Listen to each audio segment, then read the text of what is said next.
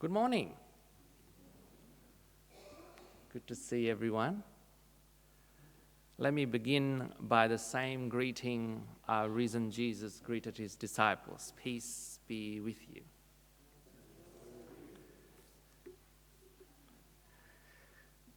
There is an observance in the Christian calendar called Christ the King Sunday, or Reign of Christ Sunday. Now, most of you have been in the church longer than me, yes? And you've heard of this Sunday, Christ the King Sunday. Today is that day, the day that the Christian calendar marks as Christ the King Sunday. But today I don't want to talk about that. I hope it's okay. I'll explain why. And I want to talk about the community of Christ. So instead of Christ the King Sunday, let's make it Community of Christ Sunday.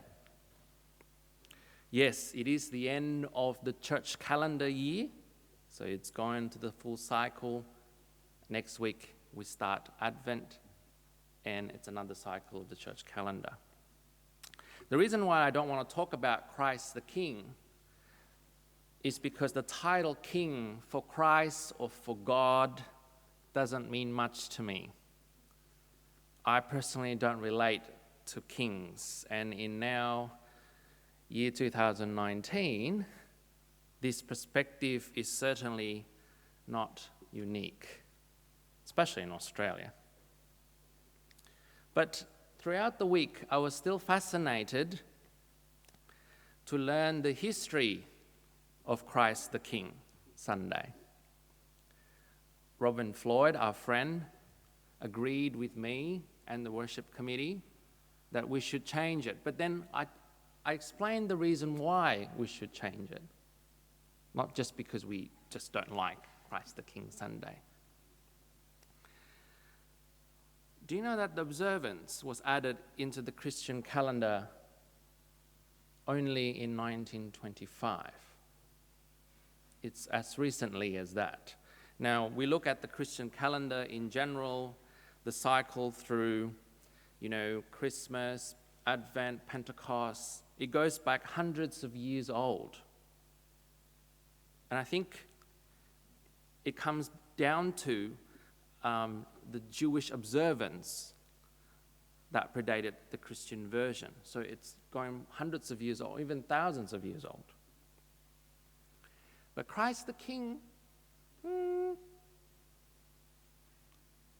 less than 100 years. So I found out as well that the one that instituted this Christ the King Sunday is Pope the Pius the 11th. Does anyone know who Pope the Pius the 11th? I thought it's your Facebook friends, but I don't know. And he did that in reaction to the increase in nationalism he perceived around him, particularly the nationalism associated with dictatorships in Europe. So in response to political nationalism, Pope Pius wanted Christians, or in his case, especially Roman Catholics, to remember that Christ is sovereign above any political ruler or worldly power. A reminder to keep politics in check and give faith a higher priority.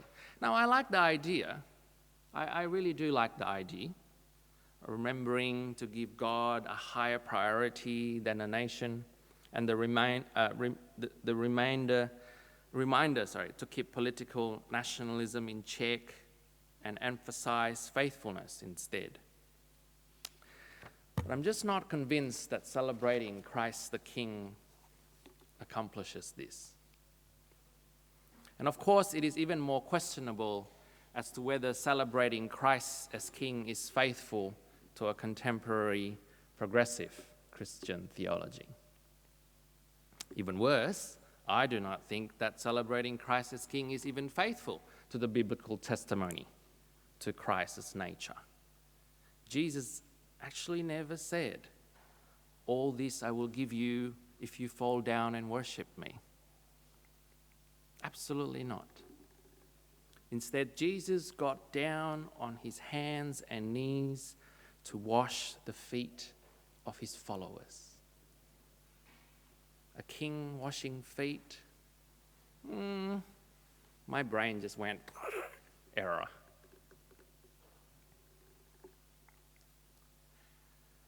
Over and over again, we hear from the gospel that Jesus is a humble servant. Over and over again, the gospel portrayed Jesus as a teacher, not a ruler. Jesus embraced the outcast, and in the eyes of many was an outcast himself. So, while some voices in the Christian tradition want to make Jesus Christ the King, I would like to take us to somewhere different today. Now, if you think Christ the King is not in our community, it is. Some schools are named Christ the King schools. There's one in North Rocks. I don't have a problem with that. If your child or your goes to that school, I'm not having a go at them. But I think we should embrace today something different. We remember the teachings and the stories of Jesus' earthly life. We read it today. We embrace the model of service and humility. Because I believe this is how God works, through service and humility, through inclusion and justice. I believe in this Christ because it fits my understanding of God's work in the world, and not because I need to be on the winning team. This is, for me, a model for how God operates instead of waving a majestic arm and issuing commands. God instead joins us here in the full joy, pain, and struggles of human life.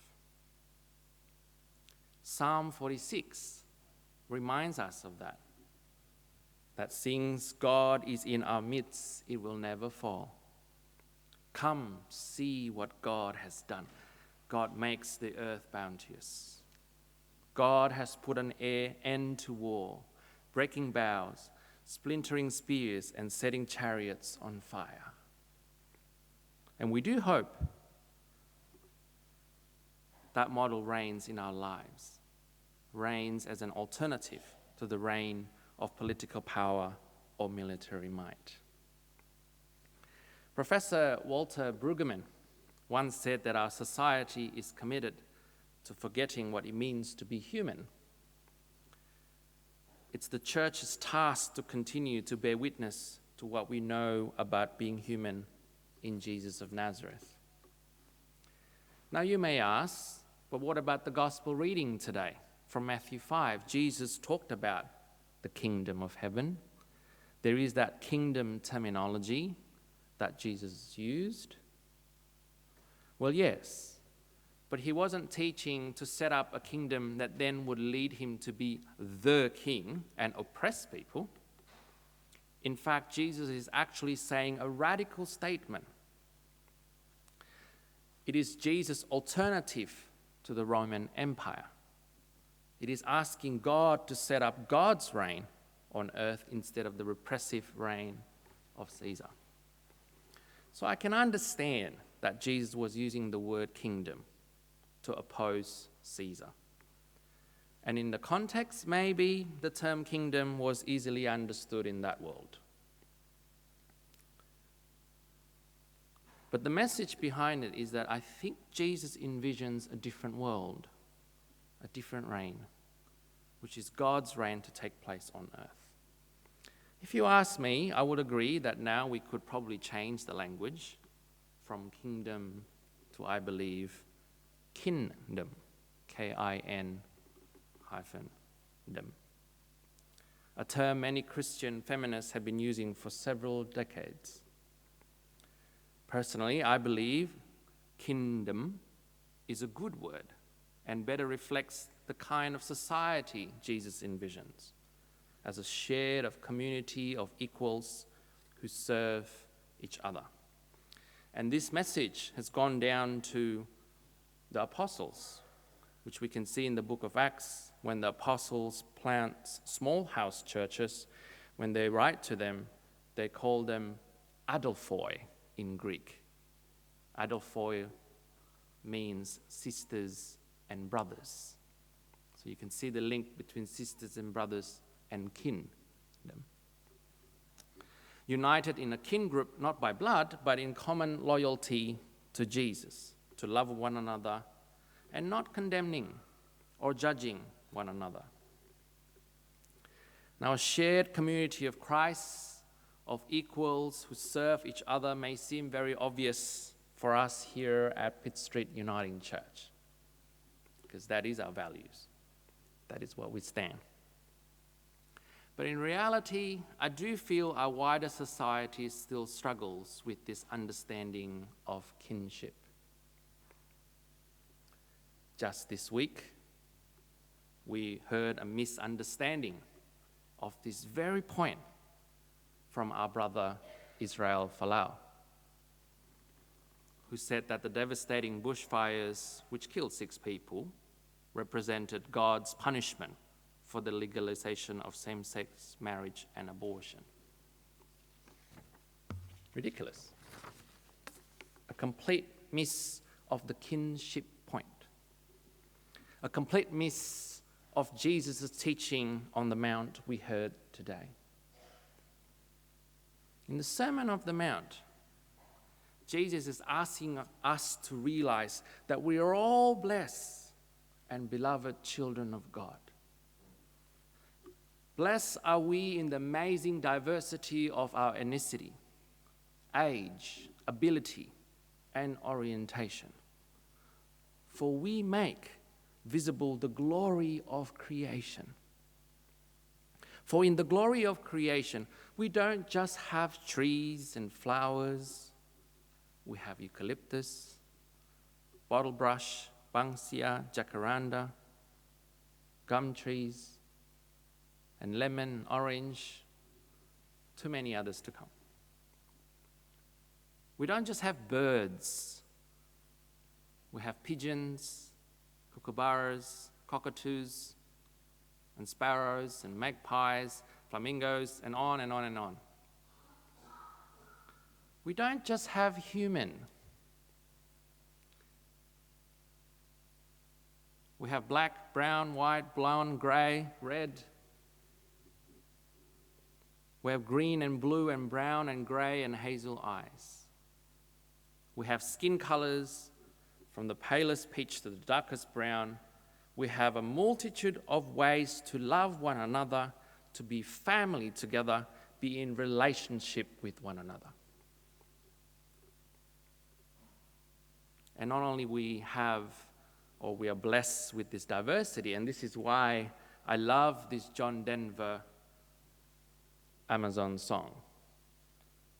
It's because we are connected. The song John Denver helps us today to embrace the notion of this universal connectedness. An understanding that everything and everyone is connected, and that the well-being of humanity depends on respecting that connectedness. What a better way to show gratitude to the source of all life than to embrace and affirm all persons for their unique selves, to love all our siblings as ourselves, to look upon the endless variety of creation and declare with God that it is good.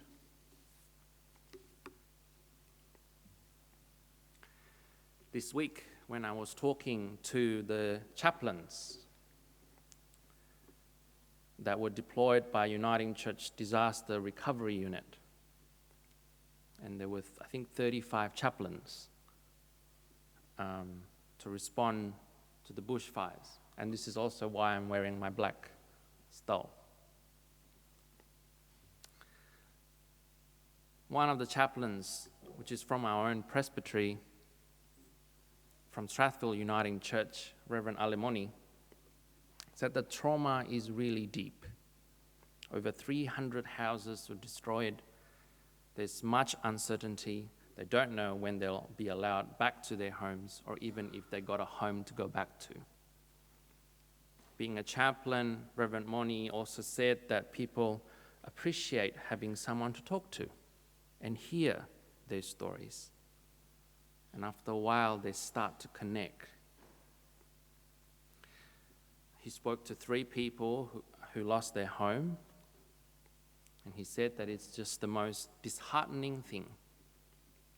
You cry with them, but at the same time you marvel at their resilience because you know they're going back to face what's ahead of them. Amid the pain, Reverend Moni said it was wonderful to see the whole community come together to support each other and to even support the koalas, he said.